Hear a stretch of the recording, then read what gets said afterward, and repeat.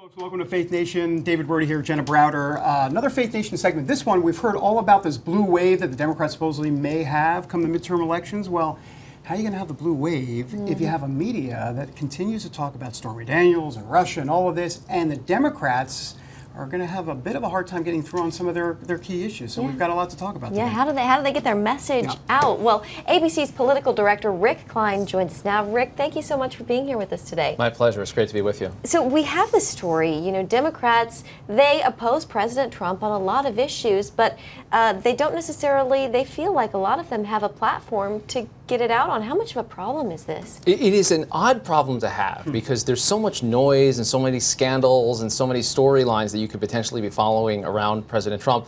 Most of the Democrats that I talk to actually don't want to be talking about them. They figure that that's baked in the cake, that people are hearing about that anyway, that when people make a decision about who they're going to vote for, they want to know what's going to happen to my job, what's going to happen with my health care, what's going to happen in national affairs.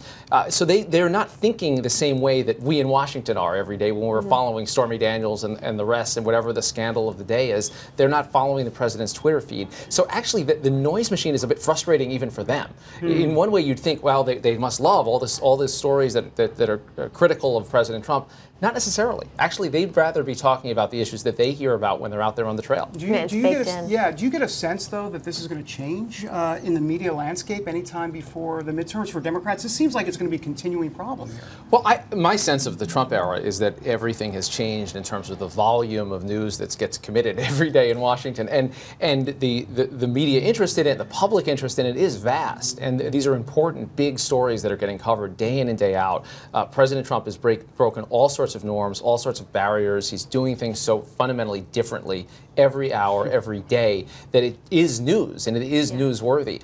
I do not think we're suddenly going to have a stretch where the president conforms to more norms and just does things like other presidents have, and then suddenly the Democrats have a lot of open room to talk about the messages that they want. They have to adjust to this environment just like we have. President Trump is this force. He has changed everything, and he has changed the way that midterm campaign runs. That's just one of the smaller aspects of the change that he's brought about.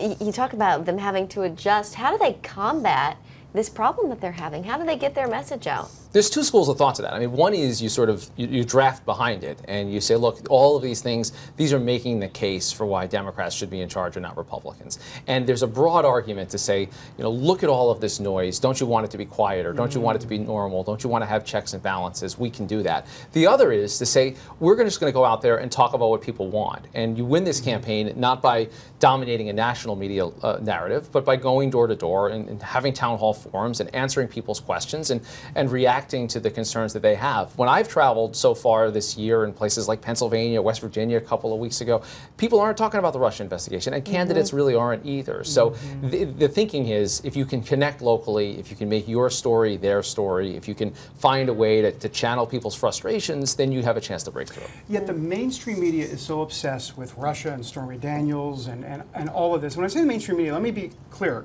Cable television, for sure, has been like that. So the question is, why are they really doing this? Is this kind of ratings gold for them, or is it more ominous, if you will, in terms of basically that a lot of the media, are frustrated with President Trump, a lot of on cable television, because he's calling them out on certain things, and they want to fire back at him. What's your sense of this? It's hard for me to judge. I mean, I, for one, have never really taken it personally when the president talks about fake news or talks about how you can't trust the news media. I don't like it. I've pushed back at it, but the way I push back at it is by doing solid reporting and presenting the facts as they are.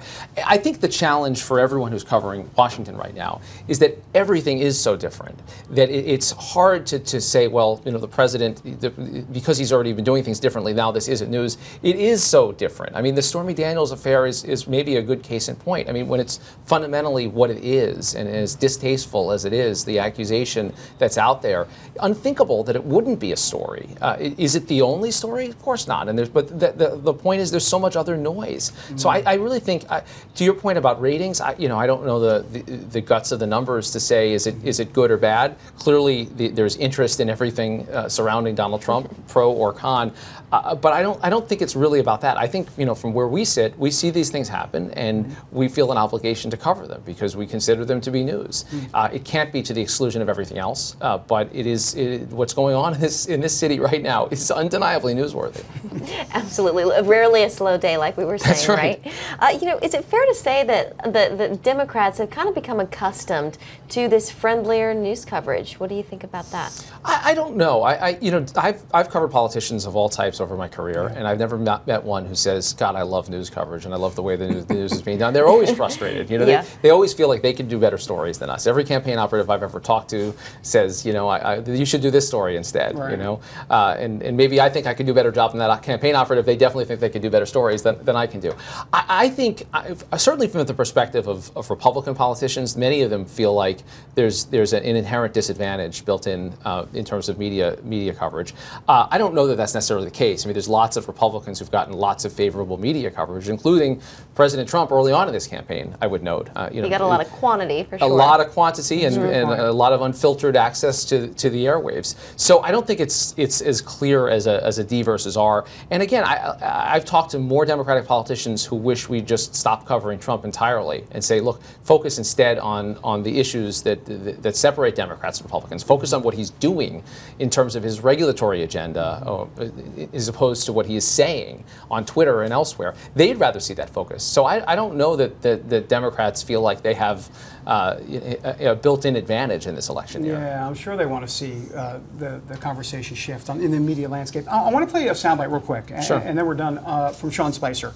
Talked to him a couple days ago here in D.C., just right over there in the lobby, and he talked about Donald Trump's communication strategy, which I thought was very interesting, but the actual question was about his what it was like for Sean Spicer to kind of live through the Twitter days of Donald Trump during the time that Spicer was there. So have a look. What are we supposed to make of when he gets on Twitter? I mean, so you're in the White House back in the day, if you will. Does the hair go on fire a little bit? I mean, there are a couple more gray hairs. In other words, he's tweeting, and you discover they're gray. There's just less of them. Right. I mean, you have a phone there, and you're just like, oh, okay, and then you react and you move on. You got to figure it out. What was the process like that? I think for the first few days, you're kind of going, holy smokes, what's that ding? Because you get the little notification set, and then you get used to it. It becomes a new normal. He's going to, it sort of became, he was going to be the communicator in chief. He was going to lay out those things. And again, my background was you would lay out the strategy, you would present options, here's some draft tweets, or here's a statement. Trump was very clear. He was going to drive that train. And it took a little getting used to, but once you do, you realize this is how it's going to go. So Spicer, Rick, calling the president his own commander or communicator in chief. Has President Trump really changed the name of the game in terms of how a president interacts with the American people, be it Twitter or whatever means it might be? 100,000%. He has. Let me calculate that. Exactly. There's fuzzy math on this, but in every way that I can think about it, he has changed the way that a president communicates, the way that the president articulates positions, the way that the president communicates with world leaders as well as the public. He has used the megaphone of Twitter and also kind of informal statements and media availabilities in and around his day-to-day in such a radically different way. I mean, he's only had, I believe, one formal press conference throughout, but I've never heard a president, and I don't think you could count a president in modern times who's taken more questions just on a regular basis, or just said things, made news on a regular basis. The amount of kind of information flowing out of the president himself, not to mention his White House, but just the president himself, is unparalleled. And yes, it has changed fundamentally the way that we have to cover and the way that he interacts with the public. So just to be clear, just to follow up, so we've heard so much about access to this president as it relates to news conference. He hasn't had an official news conference, but he'll bring a pool spray in, and all of a sudden the pool spray becomes 45 minutes, live, because he wants to have a cabinet meeting and let everybody talk about immigration. I mean, we've never seen this before. So, I mean, is this? Do you believe the access has actually been better than than what people are giving him credit for or not credit for? Sure. I mean, I think he should have a news conference. He should have one every day. I mean, I think there's something special about the ability to ask a formal question and to do it that way. He controls the way that he answers it in a much different way when it's more informal. That said, he is enormously accessible by comparison of at least the presidents that I've been fortunate enough to cover. George W. Bush, Barack Obama, very different political animals, but very traditional in the way that they handled press coverage.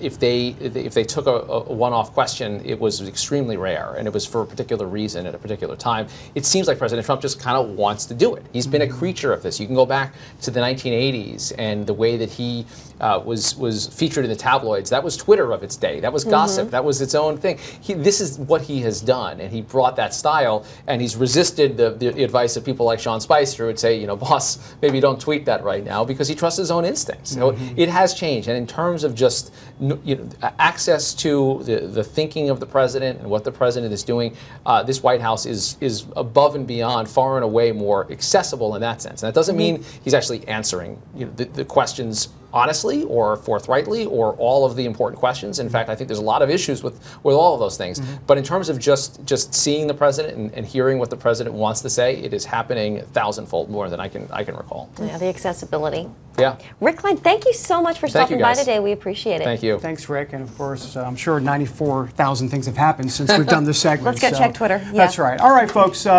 Look, we're gone. We're gone? Are we really gone? I think we're out. We're out of here. We're out. Faith Nation, we'll see you soon.